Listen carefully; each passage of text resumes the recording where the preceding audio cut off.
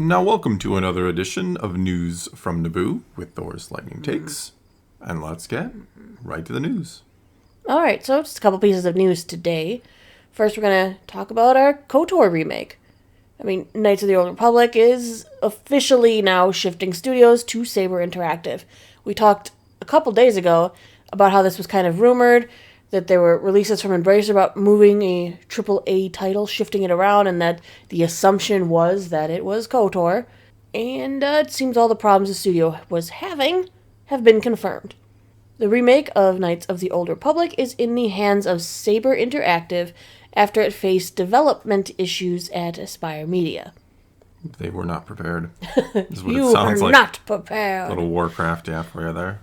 Anybody who plays that will know what we're talking about. But no, it sounds like they just could not handle the scope of this because they've been known for doing remasters, but this was their first real big remake and just we're fumbling it. It sounds like.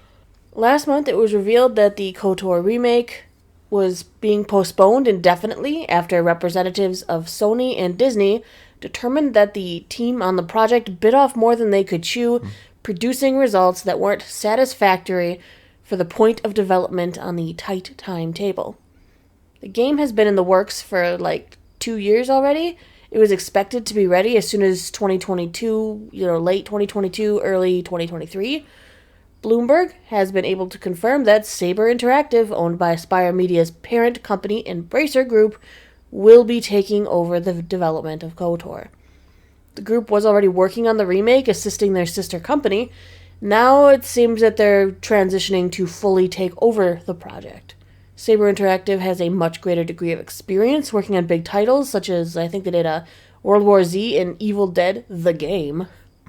So it stands to reason that they're better equipped to tackle a project as ambitious as this remake of one of the most beloved RPGs, especially the most beloved Star Wars RPG of all time. Yeah.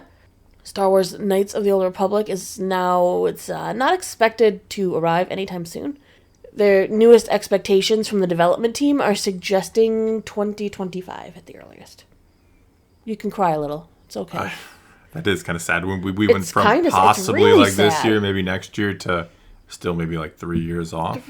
It because hurts. They were apparently not doing a whole lot. If it's just, because I'm assuming they're going to, either that or what they did is just completely useless, right? Aspire? Well, it sounds like they're kind of starting over from scratch here. It gave the impression that they weren't happy with how much work was done with how much time was put in. Which means the team has not been very efficient, I suppose. No, efficient and or good. Because like you said, it sounds like the whole thing is just kind of being scrapped and moved to another studio. They spent the whole time making that 2-second trailer. They might have. Revan coming out of the fog. That was it. That took us 2 years. I hope it's good. I hope they like it.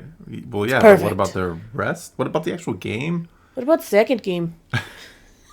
Yeah, we're gonna need to see the actual game. I don't even understand. It's just so hard to believe that the Embracer Group trusted such a huge project to this company if they weren't tried and true in it.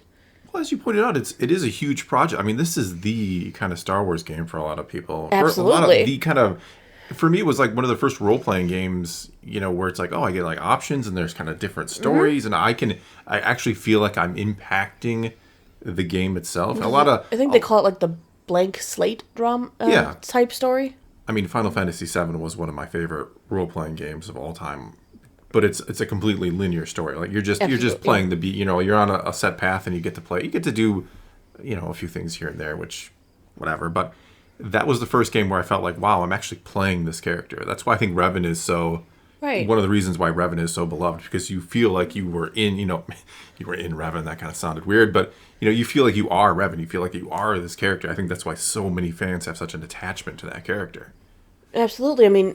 You influenced the events around you. You influenced your teammates. Yeah, you can. Yeah, exactly. You influence the other characters. You literally in your team. can change how the story goes. The story ends differently depending on what you do.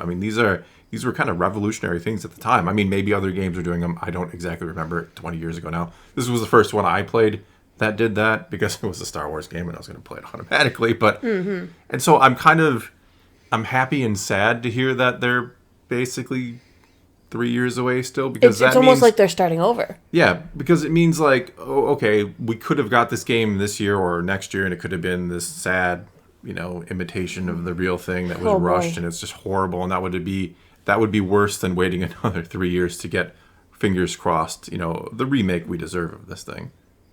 Not that it even needs to be remade. Go play the original. I know it's kind of I think a archaic remake by will today's draw in standards. new audience. Yeah. I think games nowadays need to come out with higher quality graphics and visuals to catch the attention of Which is consumers because we kinda have sad, so yeah. many choices. It is kind of it's a So tough you're going to want to market, play yeah. a game that's beautiful or appeals to you visually as well.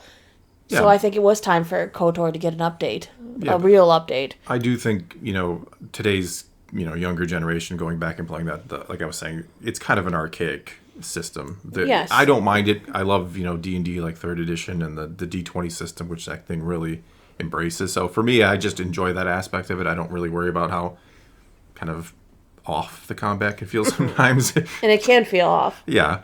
So you can play the original. I'm hoping that this one, though, the new one, brings the whole new generation into this fantastic game. Or, like I said, a revolutionary game.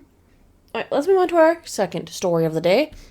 Claudia Gray thinks a sequel to Lost Stars will happen someday.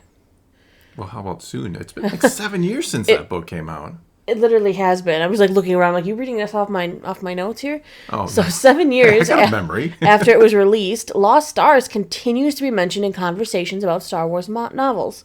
Thor, share some of your thoughts on the book? It's actually one of the best books of the new canon. I Which agree. is kind of frightening because I remember when it came out like on Force Friday for The Force Awakens, that and the first Aftermath book came out. And I read Aftermath first. I blitzed that thing out because I'm like, oh my God, here we are. I read Lost Stars first, didn't I? Yeah, you read that one first. You read that and I read Aftermath. And I read got Aftermath the better and book? I'm like, Me. this is kind of crappy. I was expecting because there's no, then crappy. That's my You're like, review well, of how's your Aftermath. book? And I'm like, my book's really good. I know, you were like, this is amazing. Like, well, it's probably more geared, it's like some kind of weird love story or something. Because I knew Claudia Gray was, kind of a more kinda Young adult. Yeah, that section. So I kind of figured this was like going to be some weird Twilight meets Star Wars thing. I'm like, yeah, you can read that one first. I'll get to it eventually.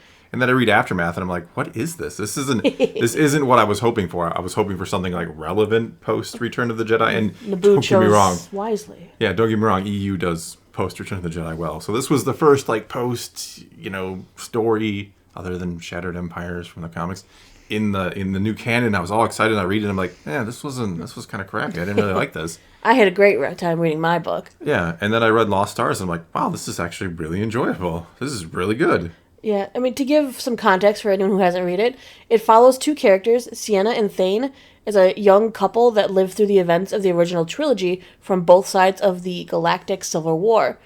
So it's kind of, in a way, and it's funny, with that description, like, it reminds me of Andor. These are two regular people Yes. finding their way through history. Yeah, and There's no Jedi, there's no Force powers, they're not, neither one of them is like the force that sways the power of the war, or even a key figure in the battles. They aren't. They are regular people They're working the regular their way up. people just off screen. Yeah, you can. Because they are there for it's kind of, is it a little cheesy that they kind of tend to be there for all the major events that you see in the original trilogy? Sure. But does it kind of, it's kind of nice because even though, yes, they do seem to get to be all in the movie highlights, if you will, they are just off the screen, And Yeah. it's just like, oh yeah, there are other players involved in these major events who are just average people going about their lives, which is what I've always talked about, with the Stormtroopers, what we were almost going to get with Finn. I thought here we're going to go behind the helmet and see the kind of the average Joe, Yeah. In Star Wars, how they, I believe the story starts with the Empire in control fully. oh yeah. We go through like the destruction of the first Death Star. We go through the Battle of Yavin. We go through the second Death Star, and it ends right after the Battle of Jakku. Yeah. Takes you into the new stuff, which more exciting version of the new stuff than what Aftermath gave us. Way more exciting. Yeah. Well, on September 4th, the book is having its 7th anniversary. Unbelievable. And Gray still believes the follow-up to the popular love story will happen. There was a Q&A session at Emerald City Comic Con, and she was asked whether or not we're going to get a sequel, because obviously people still... Yeah. We don't know what happens to... No spoilers, but some of the characters are left in interesting situations. She says, I firmly believe it's going to happen someday. We just have to see what lines up with their publishing schedules. But I hear good things from them. I think it's going to happen. It should happen. She has continued writing for Star Wars in the meantime. She's been working on High Republic era books, I believe. Yeah. But I would love to see her continue the story of Sienna and Thane, kind of continue taking them through the next chapters. I want to know what happens to him next, and perhaps someday we will. Yeah, I think we will. I think there was enough support for that book. Like I said, it's better. It even got remade as a comic, as a manga. Manga, yeah. Yeah. Not Did a comic. you read that? Or did you get it? I don't Yeah, remember if it's you over did there that. on the shelf. Yeah, it is over there on the shelf. Do I have to ask? Do you? Not really. But yeah, if Salted. you've never read Lost Stars, give it a try. It's really good. Highly recommend it. And then Yeah. tell us what you think. If you have read it, tell us what you yeah, thought of yeah. Lost Stars. No, are we crazy? I You might be. well, yeah. But I mean, I feel like that's when usually when I see people talk about it, I hear good things or see good things. So hopefully It's we're one not of those ones that alone. I hear people recommend. Yeah. If you want to start getting into the new canon books, it's a great place to start because it doesn't dive off the deep end. It rehashes things you already know and love, seen from a new perspective. Yeah. All right. Well, that's all we got for you this time. So take to the comments below. Tell us what you think of any and all of today's news, and let's talk some Star Wars. And until next time, thanks for watching.